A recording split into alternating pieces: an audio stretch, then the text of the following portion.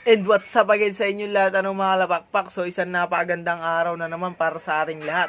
So for today's video mga lapakpak, magpapaligo tayo mga flyers natin saka mga breeders na din, na fresh from the bat naman sila. So kung mapapansin nyo pati hindi pa ako naligo dahil naisip na natin paliguan muna yung mga ibon natin para matanggal yung mga parasites sa katawan nila, yung mga insekto, kuto, ganun. So, gusto nyo ko samahan? Let's go!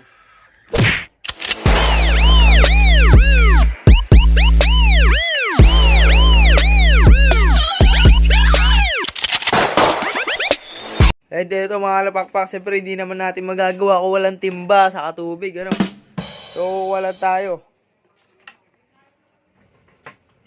Ito mga kalapakpak, bomba lang meron tayo, wala tayong poset.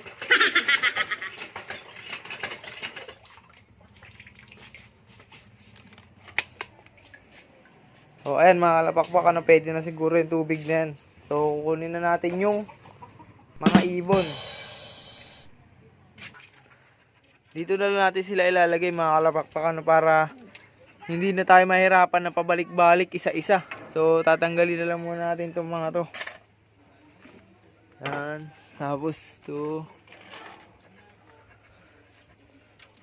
Tapos ibababa. Ay, ito mga kalapakpak. Tanggal ko na din dyan yung alambre. So ayun na siya. So kukunin natin mga ibon natin.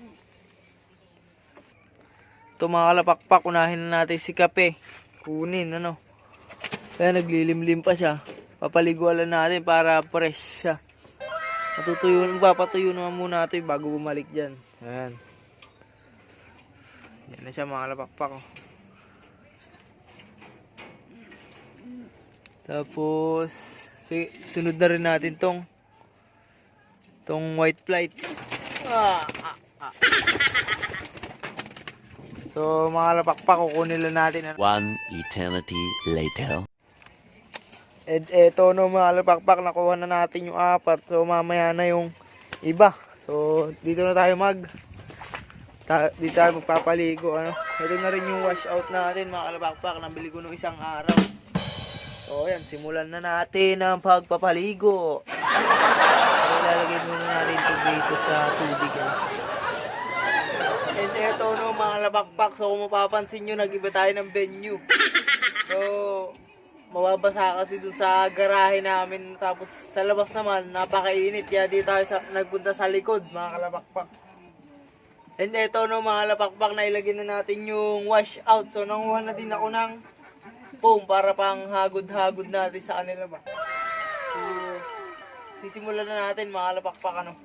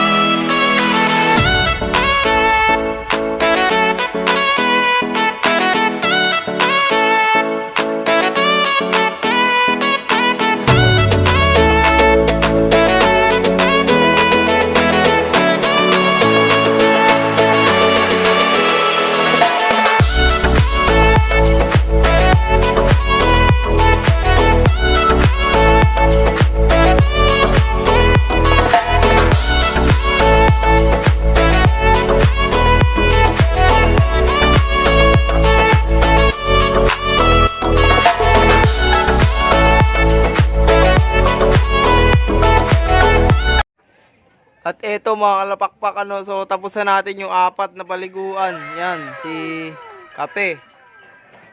Tapos yung 11 feathers natin mga kalapakpak, tapos yung tatay nun.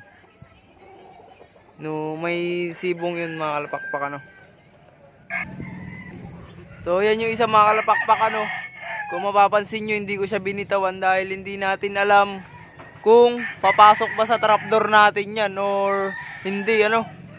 Kaya mas maganda na yung sigurado tayo.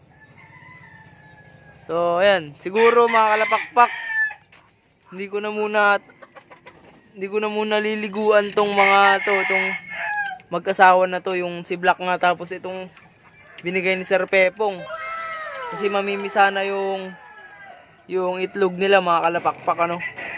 So madadagdagan na naman tayo ng dalawa, pero hindi natin sure kung dalawa or isa lang, ano. So ayan. Saka ito, mga kalapakpak, ano. So hindi na rin siguro natin ito papaliguan dahil hindi na mainit sa pesto nila, mga kalapakpak. So ayan, hindi na siya mainit, makulimlim na, mga kalapakpak.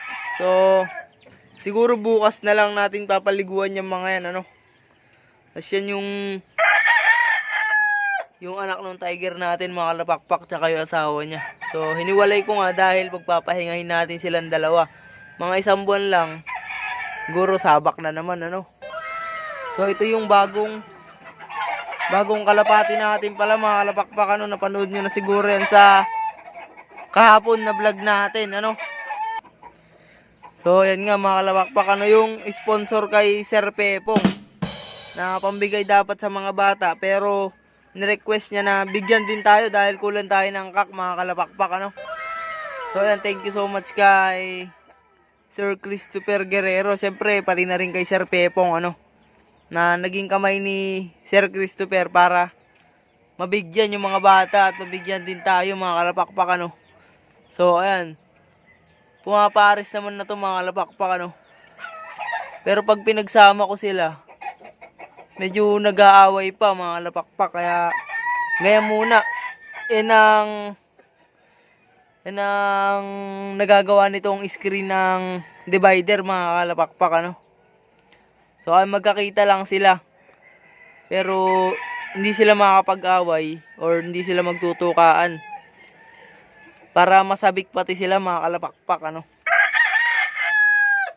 So ayan, pati ito, mga kalapakpak, update ko na rin kayo, mangingitlog na yan, mga kalapakpak, dahil kanina nakaupo na lang yung babae. Siguro bukas meron na yan or sa isang araw, ganun.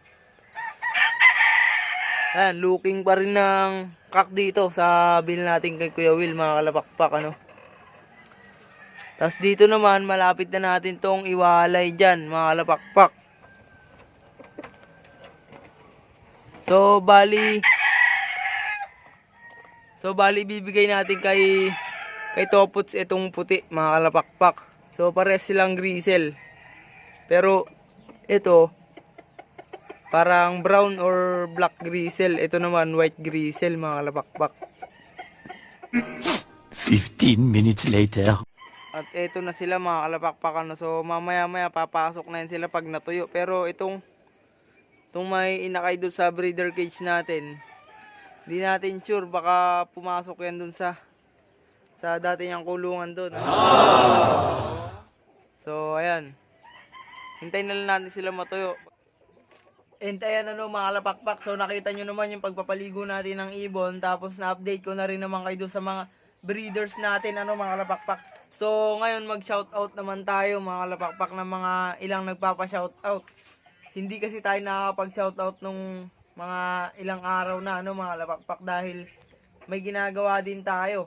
So ngayon may time lang ngayon dahil yun nga, wala tayong ginagawa Sabado, mga kalapakpak, ano. So ito, mga ilang nagpapa-shoutout. So shoutout sa'yo, ano, Jean Claude Bondok. So ayan, tol, shoutout sa'yo, tuloy mo yung pag-iibon. So shoutout sa'yo PJ Ronquillo, Matthew Kapanas, Kabadu Danzen, Jorosh Katuiza, Kalapatid Slop TV, Mark Abukar, Adrian Ibarbia, Onyol Lop TV, Charles Vincent Castro, Edrin Azuela, Petmalop TV Official, Clarkson Pascua Lop TV, at kay Pigeon Lop TV. So ayun, ano, mga kalapakpak, shoutout sa inyong lahat. So hanggang dito na lang siguro yung video na to, mga kalapakpak. Salamat sa pagsama, salamat sa panonood, salamat sa suporta, ano, mga kalapakpak. So kung di ka pa nakasubscribe, isubscribe mo na yan kung naligaw ka sa channel ko. At i-hit mo na rin notification bell para lagi ka updated sa video natin. So ayan, ingat kayo palagi, happy flying, God bless, bye bye.